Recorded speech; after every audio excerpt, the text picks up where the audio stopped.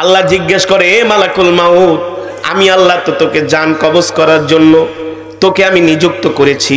আচ্ছা বলতো কোন সময় তোর সবচেয়ে বেশি কষ্ট লেগেছে? কারো জান তুই কবজ করতে গেছস, এমন কারো জন্য তোর মায়া লেগেছে কিনা? আজরাইল বলে, আল্লাহ, দুইজন ব্যক্তির জান কবজ করাতে যে আমার খুব মায়া লাগছে।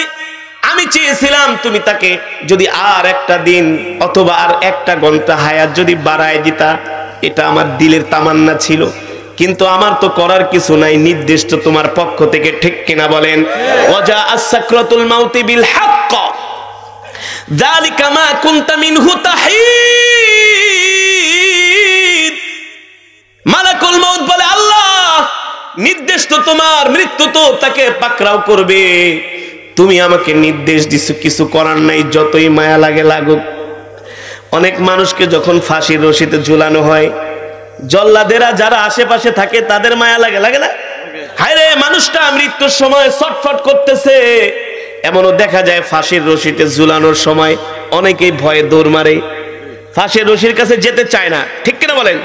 কিন্তু আশেপাশে যারা থাকে তাদের চোখের পানি পড়ে, কিন্তু কিছুই করার নাই। ঠিক প্রেসিডেন্ট সাদ্দাম হোসেনকে যখন ফাঁসি দেওয়া হয়েছে, এমনকি আমেরিকার সৈন্যরা যারা তার নিরাপত্তার দায়িত্বে ছিল তারাও কান্না করছে, বলে সাদ্দামের মতো এত ভালো মানুষ, তারাও কান্না করেছে। আমেরিকার একজন জেনারেল হাউমাউ করে কান্না করেছে, সেটা আবার আরেকজন সৈন্য ভিডিও করছে। তাকে সে দেশের গোয়েন্দারা তাকে জিজ্ঞেস করছে, তোমাকে দায়িত্ব দেওয়া হয়েছে, তুমি কেন কান্না করলা? এটা তো এই দেশের আইনের লঙ্ঘন। ওই আমেরিকান সৈন্য বলে, সাদ্দাম হোসেনের নিরাপত্তার দায়িত্ব আমাকে দেওয়া হয়েছে, প্রত্যেক দিন সে আমার সাথে অনেক গল্প করত, কিন্তু যেই দিন তার মৃত্যুর সময় চলে আসছে, তার সাথে আমার একটা এমন ঘনিষ্ঠ সম্পর্ক হয়ে গেছে, আমি যদি আমার হাতে ক্ষমতা থাকতো ওই সময় আমি তাকে ফাঁসির রশিতে ঝুলতে দিতাম না। কিন্তু তার মনের ইচ্ছা হলে কি হবে? ইযা জাআ আজালুহুম লা ইস্তাখিরুনা সাআতা ওয়া লা ইস্তাকদিমুন। তার মৃত্যু তো হবে ফাঁসির রশিতে ঝুলে, ঠিক কিনা বলেন? তামাশায় জীবনটাকে ডুবাইয়া দিও না রে বাবা, কখন মৃত্যু চলে আসে আমরা কেউ জানি না। আমাদের যখন মৃত্যুর সময় চলে আসে 40 দিন আগে মালাকুল মউত আমাদের কাছে একবার আসে, আর চেহারার ভিতরে হাত বুলায় আর বলে, ভালো হয়ে যা, ভালো হয়ে যা, তওবা কর, তওবা কর, তোর বাকি আছে আর 39 দিন। আবার যখন 38 দিন বাকি থাকে, মালাকুল মউত আইসা বলে, এখনো তওবা করস নাই, ভালো হয়ে যা, ভালো হয়ে যা, তোর বাকি আছে আর 38 দিন। আবার যখন একদিন চলে যায়, 37 দিনের মাথায় মালাকুল ফেরেশতা আজরাইল আইসা বলে, তুই এখনো নামাজ ধর, দুনিয়া ছাইরা দে। এই কারণে দেখবেন যেই মানুষটা মারা যায় 40 দিন আগ থেকে তার মধ্যে একটা পরিবর্তন লক্ষ্য করা যায়। ঠিক কি করা যায়? এক জায়গায় জিম ধরে বসে থাকে, কথাবার্তা কম বলে, আত্মীয় স্বজনকে বারবার দেখতে চায়, এক একটা খাবারের আকাঙ্ক্ষা তার মধ্যে জাগে, কারণ তার হায়াত তো শেষ, রিজিক যা আছে খেয়ে যাবে, ঠিক কিনা বলেন? এভাবে করে যখন একদিন 2 দিন যেতে যেতে যেতে যেতে যখন 37 দিন চলে যায়, বাকি থাকে অনলি 3 দিন। কয়দিন? 3 দিন যখন বাকি থাকে, মালাকুল মউত ফেরেশতা একদিন একবার, 2 বার না, দৈনিক 3 বার আসে। সকালবেলা একবার আসে আর বলে, এখনো তওবা কর, আল্লাহর কাছে মাপ চা। আবার বিকালবেলা একবার আসে, এখনো তওবা কর। আবার রাত্রবেলা একবার আসে, এখনো তওবা কর। ওই সময় দেখবেন সে চিন্তা করতে করতে আস্তে আস্তে অসুস্থ হয়ে যায়, সন্তানকে দেখতে চায়, স্ত্রীকে বেশি বেশি দেখতে চায়, এটা সেটা খাবারের জন্য বায়না ধরে, কারণ আল্লাহ তাআলা তাকে দুনিয়ার জমিনে আর রাখবে না, ঠিক কিনা বলে? যখন 3 দিনও শেষ হয়ে যায়, যদি সে জান্নাতি হয়, তার যদি ঈমান থাকে, তার সাথে যদি আল্লাহর সম্পর্ক হয়, সে যদি মুমিন থাকে, ফেরেশতাকে দেখার পরে তার চেহারার মধ্যে মুস্কি হাসি উঠতে থাকে। আল্লাহু আকবার। কারণ একজন মুমিনের জন্য জান্নাতে যাবার জন্য শুধু বাধা হলো তার মৃত্যু, ঠিক কিনা বলেন? বাধা হলো কি? বাধা হলো তার মৃত্যু। একজন মুমিনের জন্য সবচাইতে বড় হাদিয়া হলো তার মৃত্যু, ঠিক কিনা বলেন? কারণ মৃত্যুর পরেই তো সে জান্নাতে যাবে। আজরাইল আলাইহিস সালামকে দেখা সে মুস্কি মুস্কি হাসে, আল্লাহ তাআলা জান্নাতটা তার চোখের সামনে ধরে। জান্নাতের নাজ নিয়ামত দেখতে থাকে আর তার নাকের মধ্যে জান্নাতের সুঘ্রাণ আসে। এই কারণেই তো অনেক বড় মুহাদ্দিস আব্দুল্লাহ ইবনে মুবারক রাহমাতুল্লাহি আলাইহি ইন্তেকালের সময় মুস্কি মুস্কি হাসতেছে। সে যখন ইন্তেকাল করলেন 3 দিন পরে তার সন্তান তাকে স্বপ্ন দেখলেন। তার সন্তান জিজ্ঞেস করলেন, বাবা দেখলাম ইন্তেকালের সময় আপনি মুস্কি মুস্কি হাসতেছেন, কারণটা কি? আব্দুল্লাহ ইবনে মুবারক রাহমাতুল্লাহি আলাইহি বলে, বাবা রে, দুনিয়ার জমিনে যতদিন বেঁচে ছিলাম কোনদিন আল্লাহর একটা সুন্নত ছেড়ে, নবীর একটা সুন্নত ছেড়ে দেই নাই। দুনিয়ার জমিনে যতদিন বেঁচে ছিলাম আদনা থেকে আদনা কোনো গুনাহ করি নাই। এ বাবা 5 ওয়াক্ত নামাজ জামাতের সাথে পড়েছি, মিথ্যা কথা বলি নাই, আল্লাহর গোলামি করেছি, তাহাজ্জুদের নামাজ পর্যন্ত ছেড়ে দেই নাই। আল্লাহ রাসূলের হাদিস পড়াইতে পড়াইতে জীবনটাকে কাটাই দিছি বাবা। এই কারণে যখন আমার ইন্তেকালের সময় আসছে আল্লাহ তাআলা আমার চোখের সামনে তার জান্নাতটা তুলে ধরেছে। আল্লাহু আকবার। দেখতেছি জান্নাত থেকে সুঘ্রাণ আমার নাকের মধ্যে আসতেছে। এ বাবা তোর কাছে প্রশ্ন, এত নাজ নিয়ামত দেখার পরে আমি মৃত্যুর সময় হাসবো নাকি কাঁদবো? আল্লাহু আকবার। সন্তান বলে, বাবা নিশ্চয়ই কাঁদবেন।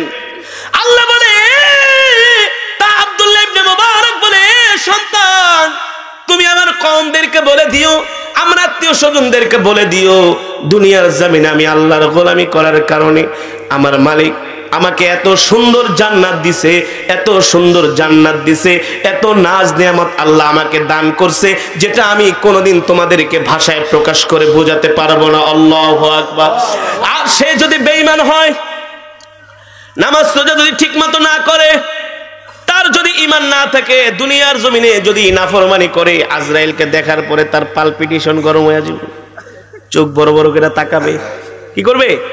চোখ বড় বড় করে তাকাবে, দেখবেন একেবারে ঘামায় ঠামায় অস্থির, প্রস্রাব করে দেয়।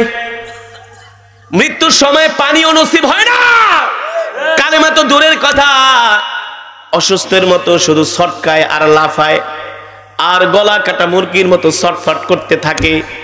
আর যে ইমানদার সে সন্তানকে ডাক দিয়া বলে, বাবা ইয়াসিন সূরা পড়ো। ঠিক কিনা বলেন? এই কারণেই তো রাসূলের সাহাবী আবু বকর, আল্লাহু আকবার, সিদ্দিক আকবর রাদিয়াল্লাহু তাআলা আনহু ইন্তেকালের সময় জোরে জোরে পড়তেছেন, ইয়া আইয়াতুহান নাফসুল মুতমাইন্না ইরজিই ইলা রাব্বিকা রাদিয়াতাম মারদিয়া ফাদখুলি ফি ইবাদি ওয়াদখুলি জান্নাতি। আবু বকর বলে, একটু পরে আমার ইন্তেকাল হবে আর আমি আমার রবের সাথে সাক্ষাৎ করব। সুবহানাল্লাহ বলেন। রাসূলের কাতেব যিনি ওহী লিখতেন, রাসূলের কাছে যখন কোনো ওহী আসতো সেই ওহী লিখতেন আমিরে মুআবিয়া রাদিয়াল্লাহু তাআলা আনহু, রাসূলের প্রিয় সাহাবী, যাকে কাতেব ওহী বলা হয়। আমিরে মুআবিয়া ইন্তেকালের আগে তিনি তার নিজের মুছ কাটতেছেন। কি কাটতেছেন? জোরে বলে। মুছ কাটতেছেন, পরিষ্কার হচ্ছেন, নখ কাটতেছেন, পরিষ্কার হচ্ছেন। তার খাদেম ডাক দিয়া বলে, আপনি এই কাজগুলো তো শুক্রবারের দিন করেন, কিন্তু আজকে তো শুক্রবার না, নখ কেন কাটেন, মুছ কেন কাটেন, চুল কেন কাটেন? আমিরে মুআবিয়া বলতেছেন, ইয়া আইয়াতুহান নাফসুল মুতমাইন্না ইরজিই ইলা রাব্বিকা রাদিয়াতাম মারদিয়া ফাদখুলি ফি ইবাদি ওয়াদখুলি জান্নাতি। আল্লাহু আকবার।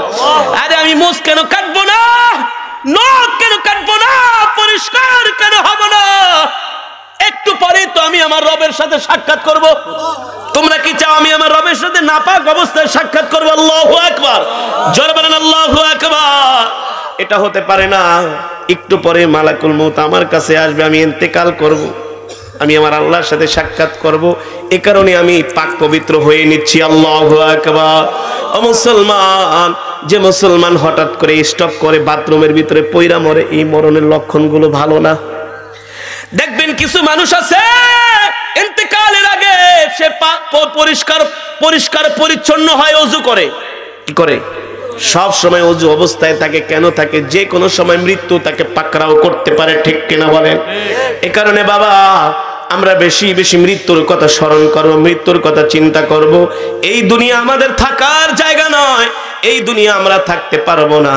এই দুনিয়াতে যদি আমরা আল্লাহর সাথে নাফরমানি করি, হাসরের ময়দানে আমাদের আফসোস করা ছাড়া আর কোনো উপায় থাকবে না। ঠিক কিনা বলেন? আপনার আমার হাতে আমলনামা দেওয়া হবে, কয়বার জিনা করছো, কয়বার ব্যভিচার করছো, মানুষের কত টাকা মেরে খেয়েছো, কার কত সম্পদ আত্মসাৎ করছো, কোন লোকটাকে তুমি বিনা অপরাধে মারছো। তোমার ক্ষমতা আছে বলে একজন গরিব মানুষকে জনমের পিটান পিটাইছো, বিধবার গায়ে হাত দিয়েছো, এতিমের মাল তুমি বক্ষণ করেছো। আল্লাহ তোমার হাতে আমলনামা দিবে আর বলবে পর পর পর। আপনি নিজের হাতে আমলনামা পড়বেন আর বলবেন ইয়া লাইতানা মা লিহাদাল কিতাব লা ইউগাদিরু সগীরাতাও ওয়ালা কাবীরাতান ইল্লা আহসাহা ওয়া ওয়াজাদু মা আমিলু হাদিরা ওয়ালা ইয়াজলিমু রাব্বুকা আহাদা। সেদিন আপনি আপনার নিজের আমলনামা পড়বেন আর নিজে আঙ্গুল কামড়াইবেন, কোনো লাভ হবে না। বলতে পারেন হুজুর কেন আঙ্গুল কামড়াইব? একজন ছাত্র পরীক্ষার আগে ভালো করে পড়াশোনা করে নাই, শুধু ঘুরছে আর ঘুরছে। যখন পরীক্ষা দেওয়ার জন্য হলের মধ্যে ঢুকছে, তার হাতে যখন প্রশ্নপত্র দিছে, প্রশ্নগুলা পড়ে আর দেখে সব কমন, তখন আঙ্গুল কামড়ার পরে হায় রে, যদি 5টা দিন, একটা সপ্তাহ, 3টা দিনও যদি ভালো করে পড়তাম, এত সহজ সহজ প্রশ্নের উত্তরগুলা লিখতে পারতাম। ঠিক কিনা বলেন? এত সহজ প্রশ্নের উত্তর যখন সে লিখতে পারে না, তখন তার চোখ দিয়া পানি পড়ে, আঙ্গুল কামড়ায়, কোনো লাভ হবে না। হবে? জোরে বলেন হবে? হবে না। আপনি আমি জান্নাতে যাওয়ার জন্য কি কি আমল করতে হবে, এটা আল্লাহ কোরআনে বলছে কি বলছে না? জোরে বলেন বলছে কি বলছে না? সব দুনিয়া আপনি পরীক্ষা দিবেন, প্রশ্ন আউট হয়ে গেল, এই পরীক্ষা বাদ, এই পরীক্ষা বাদ। আর হাসরের মাঠে আপনার আমার কি প্রশ্ন হতে পারে, কি লিখতে পারি, কি প্রশ্ন আল্লাহ দিতে পারে, সব প্রশ্ন আল্লাহ দুনিয়াতে আউট করে দিচ্ছে। করছে না বলেন? কোরআন দিয়ে ফাঁস করছে, হাদিস দিয়ে ফাঁস করছে, আম্বিয়া কেরামদেরকে পাঠাইছে, সাহাবীদেরকে পাঠাইছে, তাবেঈন, তাবে তাবেঈন, সিদ্দিকিন, শুহাদা সালিহিন, আম্মে মুস্তাহিদিন, বুজুর্গানে দিন, সর্বশেষ শেষ জামানার ওলামায়ে কেরাম আপনাদেরকে ওয়াজ মাহফিলে তো সেটাই বলে। হ্যাঁ, কি প্রশ্নের উত্তরগুলো দিতে হবে সেটাই তো বলে। আপনাদের কি বয়ান করা হয় যাতে আমরা সহজে জান্নাতে যেতে পারি, প্রশ্নের উত্তরগুলো যাতে সঠিকভাবে দিতে পারি, এই প্রশ্নের উত্তরগুলো জানার জন্যই এই ওয়াজ মাহফিলের আয়োজন করা হয়। ঠিক কিনা বলেন? এই ওয়াজ মাহফিলের দরকার আছে কি আছে? আছে কি আছে না? এই মাহফিলের কারণে বাংলাদেশের লক্ষ লক্ষ মানুষ এখন নামাজ পড়ে। দিন মানে, ইসলাম মানে, যে যুবকেরা আগে গান শুনতো তারা এখন ওয়াজ শুনে, কোরআন তেলাওয়াত শুনে, ইসলামী সঙ্গীত শুনে। এই ওয়াজ মাহফিলের কারণে বাংলাদেশ থেকে যাত্রা ফাত্রা যা আছে সব বন্ধ হয়ে গেছে। সিনেমা হলে এখন লাল বাতি জ্বলে। আগে দেখতাম সিনেমা হলে একটা টিকিটের জন্য মারামারি লেগে যেত, মারামারি লাগতো, মারামারি লেগে যেত একটা টিকিটের লেগা। আমাদের বাড়ি ডেমরা, ডেমরা 2টা সিনেমা হল আছে, রানীমহল আর মতিমহল। চাচা এখন ছোটবেলা আমরা যখন মাদ্রাসা পড়তাম, শুক্রবারের দিন বিকালবেলা মাদ্রাসা যেতাম ওই হলের সামনে দিয়া, বুঝেন নাই, মাদাইনগর। হাজার হাজার মানুষ, বাবারে মনে হয় না জানি কি হয়ে গেছে গা। আগে জিগে তুমি এত মানুষ কেন? একটি সিনেমা দেখার লেগে আইছে। সকাল দুপুর 12টাতে 100, তারপরে সন্ধ্যায় মনে হয় 100, লাস্ট মনে হয় রাত 12টায়। ওরে বাপরে বাপ, হাজার হাজার লক্ষ লক্ষ মানুষ সিনেমা দেখতো। এখন ওই সিনেমা হল ভাঙ্গা ঢেঙ্গা সব ঘুরে যুগ। আম্মা বা'দ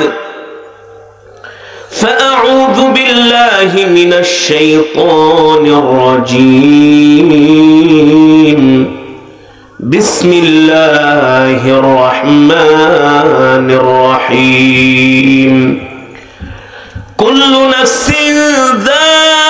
ذائقة الموت وإنما توفون أجوركم يوم القيامة فمن زحزح عن النار وأدخل الجنة فقد فاز وما الحياة الدنيا إلا متاع الغرور وقال تعالى إن الله وملائكته يصلون على النبي يا أيها الذين آمنوا صلوا عليه وسلموا تسليما محبت نمازের দুরুদ দুরুদ ইব্রাহিম পড়ি আওয়াজ করে আল্লাহুম্মা সাল্লি আলা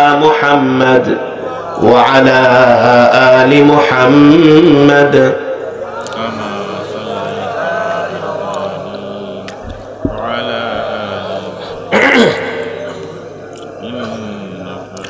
আপনাদের কি দুরূদ শরীফ পড়তে কষ্ট হয়? নবীজির সাথে আপনাদের কোনো দুশ্মনী আছে? দুরূদ শরীফের সাথে কোনো দুশ্মনী আছে? আপনাদের আওয়াজ শুনে মনে হয় আপনারা নবীজিকে ভালোবাসেন না। নবীজিকে ভালোবাসলে এত আস্তে আস্তে দুরূদ পড়তে পারতেন না। মহব্বতে আওয়াজ করে পড়েন।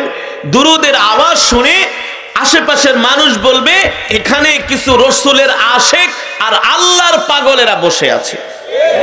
আরে দুনিয়ার মানুষ আমাদের পাগল বলে বলুক, আমরা আল্লাহর পাগল হতে চাই, সম্পদের পাগল হতে চাই না, বাড়ি গাড়ির পাগল হতে চাই না, নারীর পাগল হতে চাই না।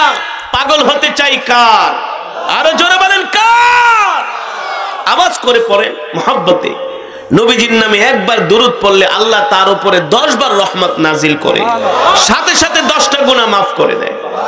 জোরে পড়েন আল্লাহুম্মা বারিক আলা মুহাম্মাদ ওয়া আলা আলি মুহাম্মাদ কামা বারাকতা আলা ইব্রাহিম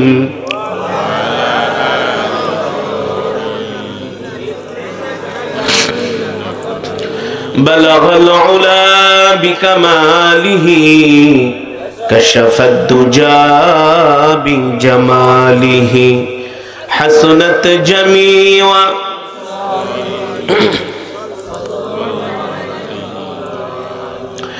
আরবের বুকে মক্কা নগরীতে যেথায় মা আমিনার ঘর, আরবের বুকে মক্কা নগরীতে যেথায় মা আমিনার ঘর, খোদার করুণায় কাউসার হয়ে রহমত ঝরেছে বারংবার। বালাগাল উলা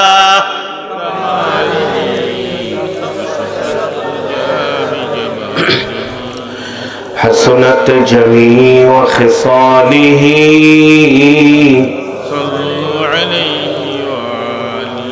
আসুন চোখ দুটি বন্ধ করে হৃদয়টাকে নরম করে আল্লাহর কথা স্মরণ করে কিছুক্ষণ সময় মাওলার প্রেমে পাগল হয়ে পাগলের মতো আল্লাহকে আমরা সকলে একটু ডাকি। লা ইলাহা ইল্লাল্লাহ, লা ইলাহা ইল্লাল্লাহ, লা ইলাহা ইল্লাল্লাহ, লা ইলাহা ইল্লাল্লাহ,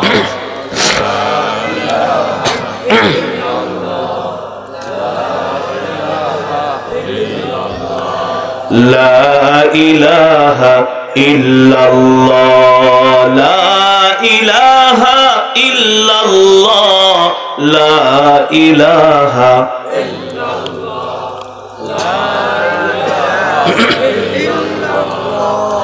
লা ইলাহা ইল্লাল্লাহ, লা ইলাহা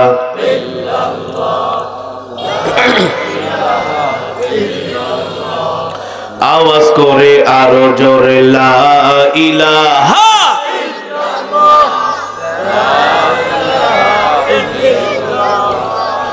লা ইলাহা ইল্লাল্লাহ, লা ইলাহা ইল্লাল্লাহ, লা ইলাহা ইল্লাল্লাহ, লা ইলাহা ইল্লাল্লাহ,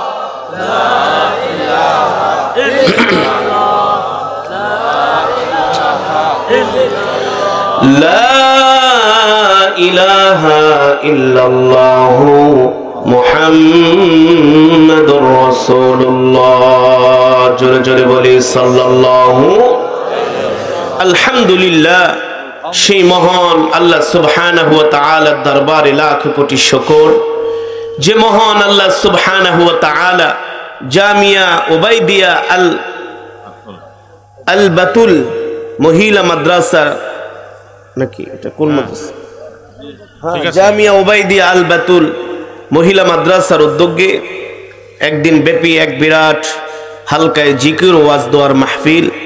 উক্ত মাহফিলের মান্যবর শ্রদ্ধাভাজন সভাপতি, প্রধান অতিথি, মঞ্চ উপবিষ্ট অত্র এলাকার মুরব্বিয়ানে কেরাম, দূর দূরান্ত থেকে আগত আমার কলিজার টুকরা যুবক বন্ধুরা, বৃদ্ধ বাবারা, পর্দার অন্তরালে সম্মানিত মা ও বোনেরা, মহান রব্বে করিমের দরবারে লাখ কোটি শুকর যে মহান আল্লাহ সুবহানাহু ওয়া তাআলা আমাদেরকে এত সুন্দর কোরআন ও হাদিসের মেজমা, জান্নাতের বাগান। এটা কিসের বাগান?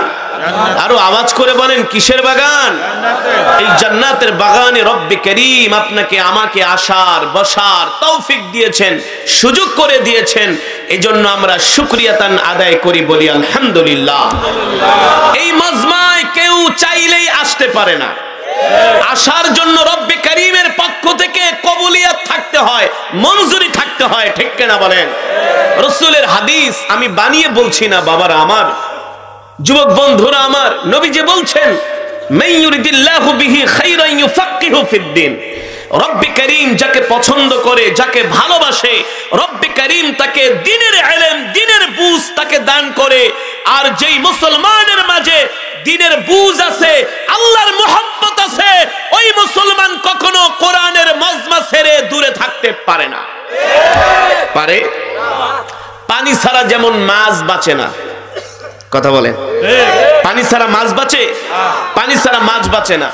যতক্ষণ বয়ান শুনবেন ইমানি জজবা নিয়ে বয়ান শুনবেন। আমি করব ওয়াজ, আপনারা দিবেন আওয়াজ। ইমানের সাথে, মুহাব্বতের সাথে যদি কোরআনের বয়ান শুনেন, অবশ্যই আল্লাহ আপনাকে হেদায়েত দিবেই দিবে, ঠিক কিনা বলেন? এ কারণে আমি করব ওয়াজ, আপনারা দিবেন আওয়াজ। পারবেন তো ইনশাআল্লাহ? যাতে করে আশেপাশের যিনি বিড়ি খাইতেছে, চার দোকানে আছে, এখনো কোরআনের মজমায় আসে নাই, তারা যাতে বুঝে যেখানে কিছু আল্লাহর পেয়ারা বান্দারা বসে আছে, কিছু মর্দে মুজাহিদ বসে আছে, ঠিক কিনা বলেন?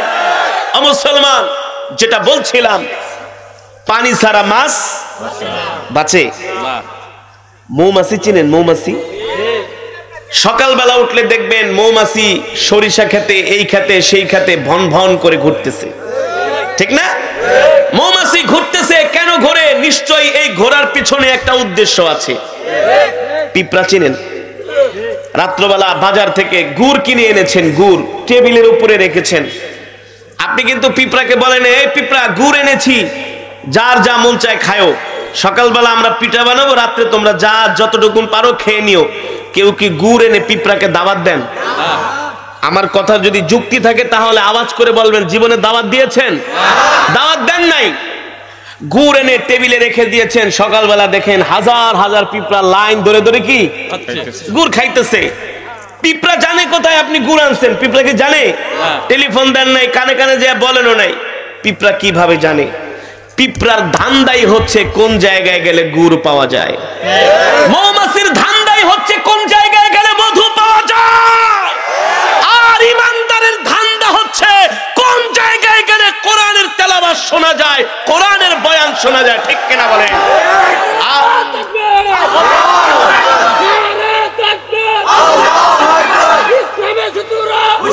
জোরে জোরে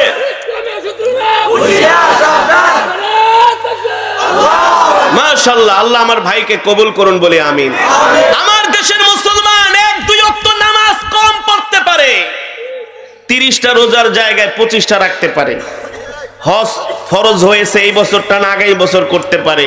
কোরবানি ফরজ তো কোরবানি, তার উপরে ওয়াজ হয়েছে, একটু কম কোরবানি দিতে পারে।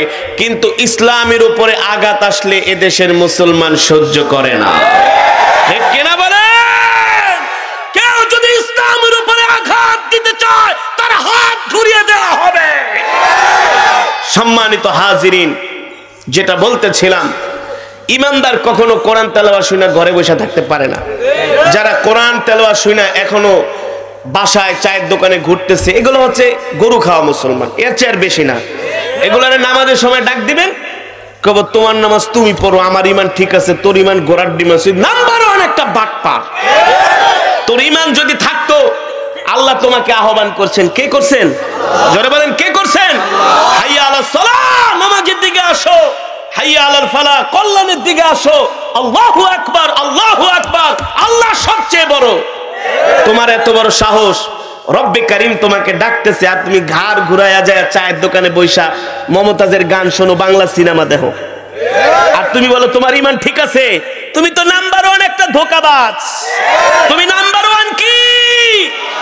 মিঠা কথায় চিরা ভিজে না। চিরা ভিজে? তুমি যদি মুসলমান হও, তোমার কার্যকলাপে মুসলমানিত্ব ফুটে উঠবে। তুমি মুসলমান হইলে কোরআনের মাজমায় এসে বসে থাকবা। এই কোরআনের মাজমা ছাড়া তোমার ভালো লাগবে না। তোমার শরীরের ভিতরে চুলকাবে যে কোরআনের তেলাওয়াত হচ্ছে, কোরআনের বয়ান হচ্ছে, আমি এখনো ঘরে বসে আছি, আমার মতো নাফরমান কপাল পরা নাই। হ্যাঁ, অবশ্যই হাসরের মাঠে আল্লাহর কোরআন বলবে, মালিক কোরআনের একজন কারি কোরআন পড়ছি, তোমার কত ভালো হলো বান্দারা যে আমার কোরআন শুনছে, তোমার জবানের কোরআন শুনছে, কিন্তু ওই যায় নাই। হাসরের মাঠে আল্লাহর কোরআন তার বিরুদ্ধে সাক্ষী দিবে। কি করবে? যে দুনিয়াতে সে কোরআনকে ভালোবাসে নাই, কোরআন তেলাওয়াতের সময় বিড়ি খাইছে, চায়ের দোকানে বসে আড্ডা মারছে, কোরআনের তেলাওয়াতকে গ্রাহ্য করে নাই। ঠিক কিনা বলেন? আল্লাহ, আমি তোমার জবানের কালাম তার বিরুদ্ধে সাক্ষী দিচ্ছি, তুমি জাহান্নামে নিয়ে যাও, নিয়ে যাও, নিয়ে যাও। তো আমরা যারা কোরআনের মজমায় আসছি, খুশি নাকি বেজা? জোরে বলেন, খুশি নাকি বেজা? আল্লাহ চাইলে আজকের এই মাহফিলকে উসিলা করে আমাদেরকে মাফ করে দিতে পারেন। পারেন না ভাই? এটা আমাদের নাজাতের জারিয়া হয়ে যেতে পারে। ঠিক কিনা বলেন? কত বৃদ্ধ বাবারা কোরআনের মজমায় বসে আছে, আর তুমি যুবক প্যান একটা লাগায়া বেল একটা টাইট করে পয়রা খালি ঘুরো বাদাইম্মার মতো। তুমি মনে করছো তুমি আরো অনেকদিন পয়সা থাকবা, আকাম কুকাম করে 40 বছরের পরে তুমি ভালো হইবা। আছে না কিছু মানুষ নামাজের কথা বলে, আরে অল্প বয়স, সুন্নতি দাড়ি, বয়স হয়নি, আর একটু বয়স যাক, বয়স যার একটু যাইবো, এর কোনো গ্যারান্টি আছে? জোরে বলেন, আছে? এ কারণেই বাবা আমি বয়ানের শুরুতে একটা আয়াতে কারিমা তেলাওয়াত করেছি। আল্লাহ রাব্বুল আলামিন বলছেন, হৃদয়ের কান দিয়ে, দিলের কান দিয়ে আমরা খেয়াল করি আল্লাহ কি বলছেন।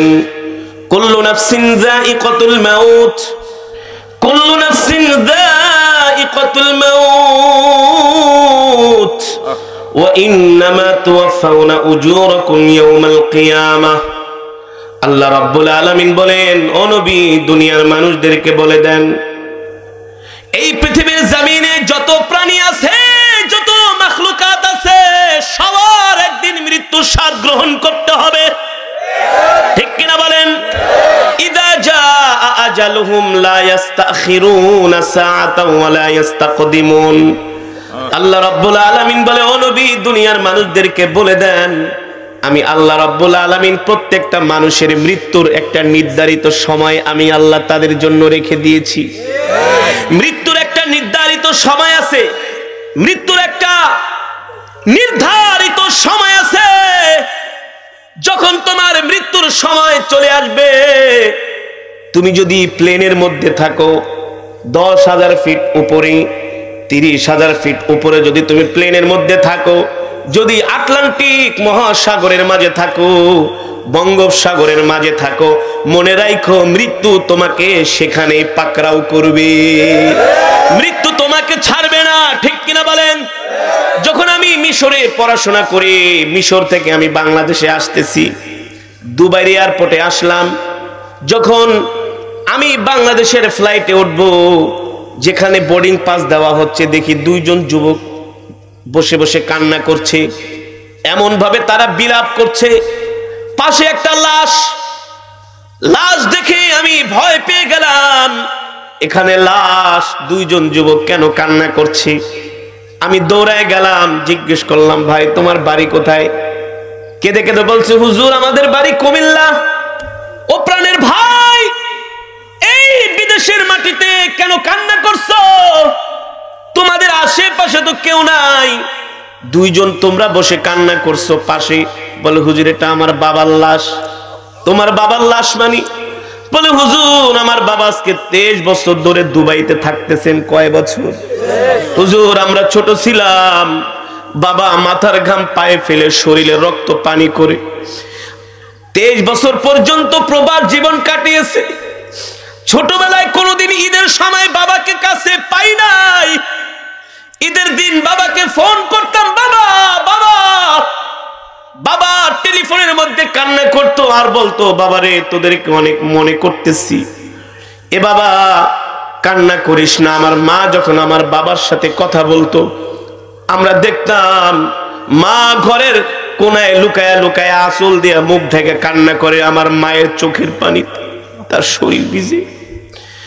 একজন স্ত্রী তার স্বামীকে কতটা ভালোবাসে, প্রবাসে থাকলে তার নমুনা বোঝা যায়। ওই সন্তান বলে, হুজুর বিশ্বাস করেন, বাবা আমাদের জন্য এত কষ্ট করেছে। 23 বছর পরে বাবার বাংলাদেশে একেবারে যাওয়ার কথা ছিল, আর বাবা বিদেশ করবে না।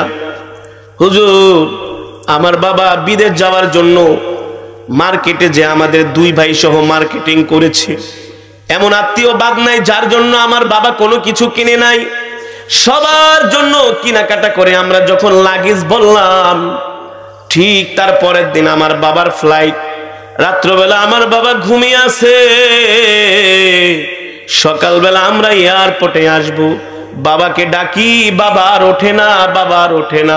আমার বাবা ঘুমের ঘরে স্ট্রোক করে মারা গিয়েছে। এই অবস্থায় যদি একজন বাবা মারা যায়, ওই সন্তান আর বেঁচে আছে নাকি বলেন? তারা বেঁচেও তো মরে গেছে।